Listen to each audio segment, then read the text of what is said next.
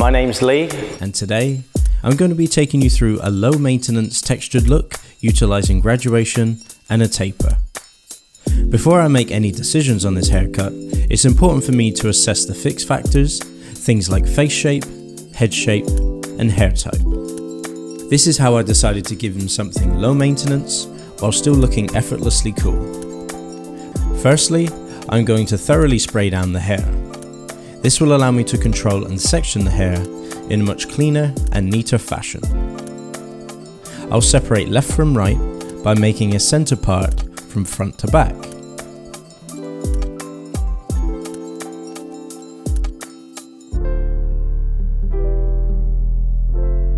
I will then find the highest point of the head and separate front from back by making a part line from the highest point of the head to just behind the ear.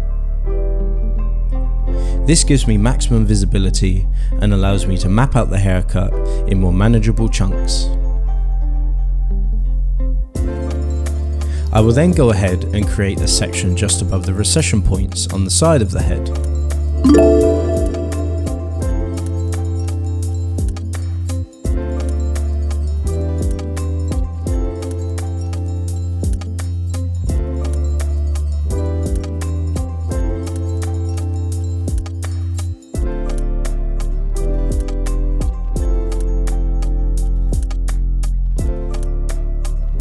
Once I am happy with the balance, I will go ahead and create a triangular section in the crown area. This gives me maximum control when deciding how to cut this zone.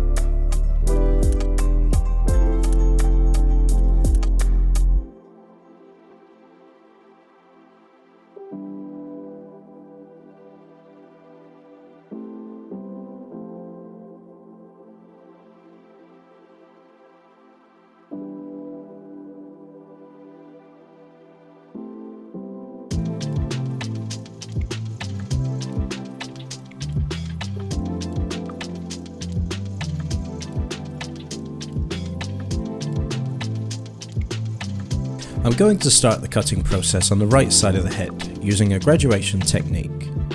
This technique is round horizontally, allowing me to cross over at the back. This will achieve a balanced build-up of shape around the contour of the head. The element that I am concentrating on the most is choice of length. Choice of length could possibly be one of the hardest elements to master in hair cutting. Improvement will come with time and experience.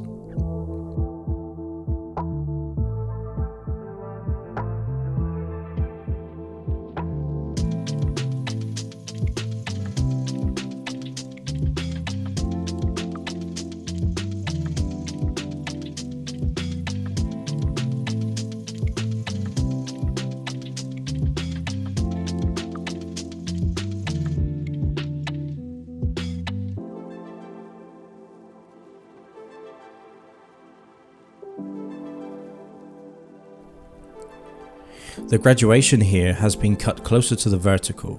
This means I have to cross-check my zones horizontally.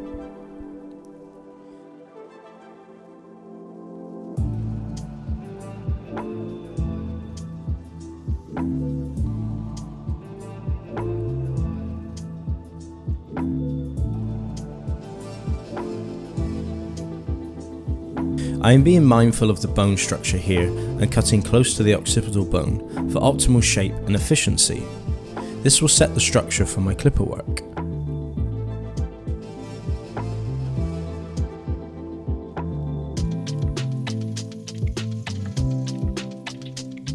Once I get to the middle of the back of the head, I will pause and repeat the process on the other side.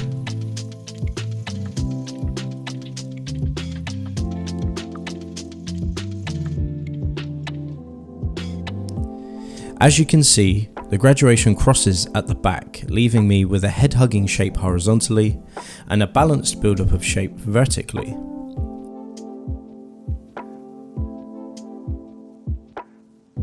Next, I will release the V-shaped zone in the crown area.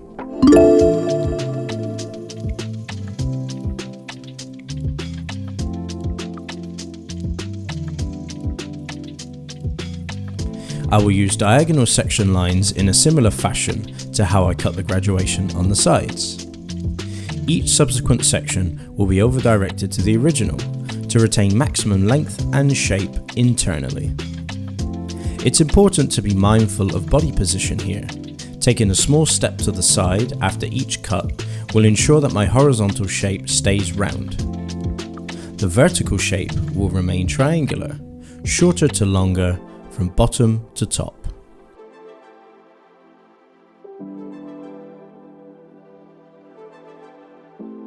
Moving on now, I'm going to approach the front hairline.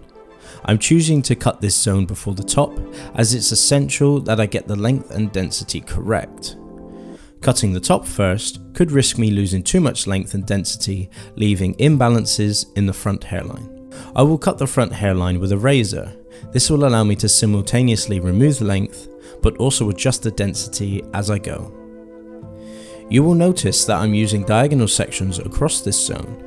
This is because the middle point of the hairline sits lower than the outer points.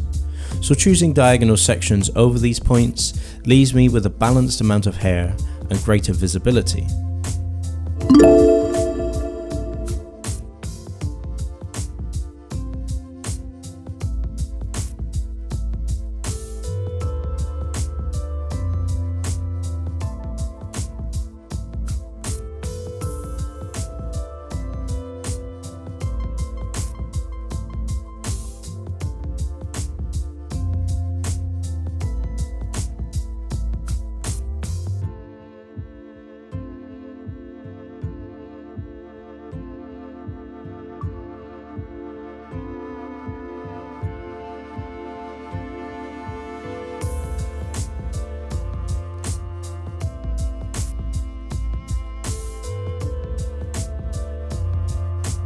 Once I am happy how the front hairline is looking, I will move on to layering the top.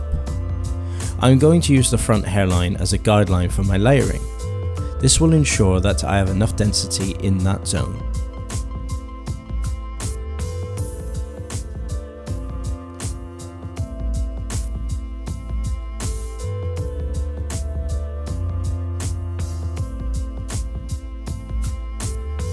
I am choosing to use a round cutting line, as this will help to give the hair a slimmer, more head-hugging feel, as naturally this hair type can get voluminous in the centre of the head quite quickly.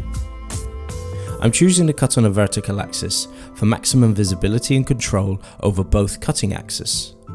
Each subsequent section will be over-directed to the original guideline in the centre, creating an increase in length towards the outer edges of this zone. This is a creative choice to retain strength in the corners of this look.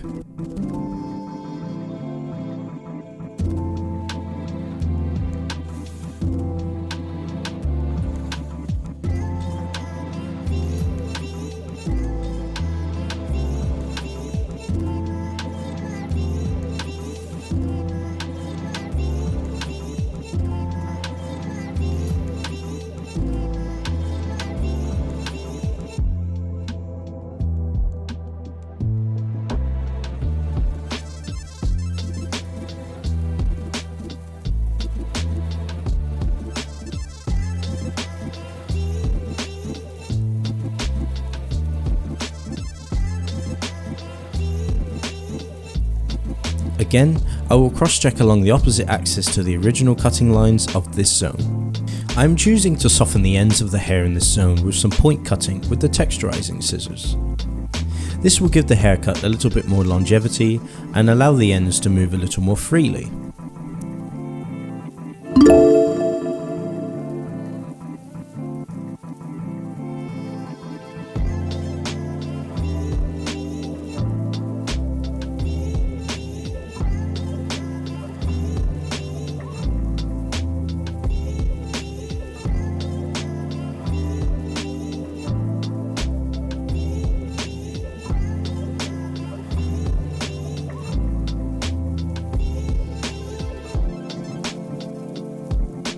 Once I'm happy with how this zone is looking, I will go ahead and apply some styling balm into the hair while it is still damp.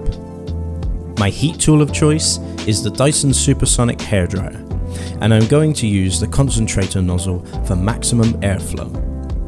My styling tool of choice is the paddle brush. I will use this to wrap dry the sides to compact them and encourage direction. To create maximum movement and texture in the top, I'm going to switch to the diffuser attachment, making sure I turn the heat and speed to a low setting.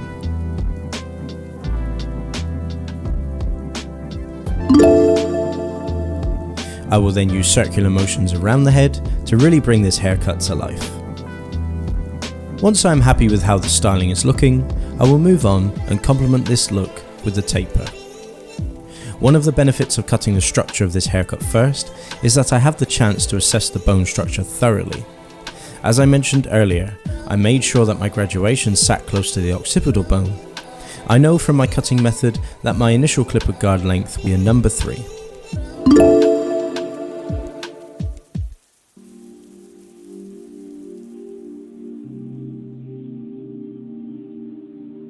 I'm using the heel of the clipper guard to work with the bone structure, enhancing the overall shape of the cut and ensuring a smooth transition.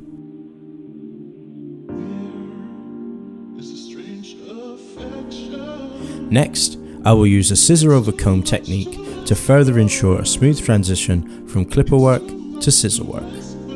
Once I'm happy with the transition area, I will go ahead and put in my initial guideline with the trimmer, which is a 0. Always put your initial guideline just above the weakest points of the hairline. This will ensure a strong and balanced result.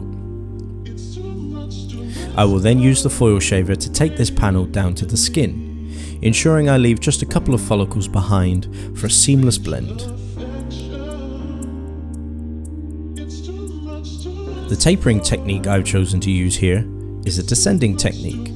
This means that I work from a large guard number and slowly work my way down to a smaller guard number and eventually no guard at all. This is because I only have a small area to fade in and want to have a clear assessment of the colour spread as I go.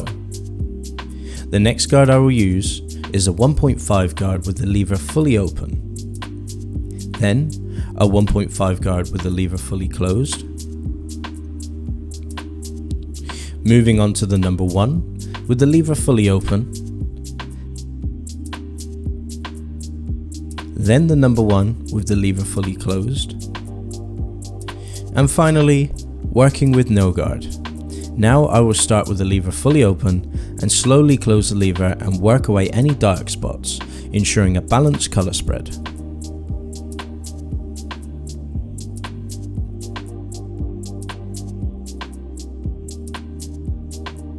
Repeat the process on the other side and connect in the middle. Once I am happy with the colour spread of the taper, I will go ahead and use a scissor over comb technique to further smooth out the transition area and utilise a picking technique with the tips of the scissors to soften any dark spots or blemishes. I will then go in and sharpen up the necklines with my trimmer and remove any unwanted neck hairs with my foil shaver. Moving on to the final details now, I will go in and instill the shape around the ears. I want to create softness here, so I'll use a combination of my scissors and trimmer. Once I am happy with how the hairlines are looking, I will go ahead and apply a final small amount of matte styling paste to the hair to further refine and finish the look using my fingertips.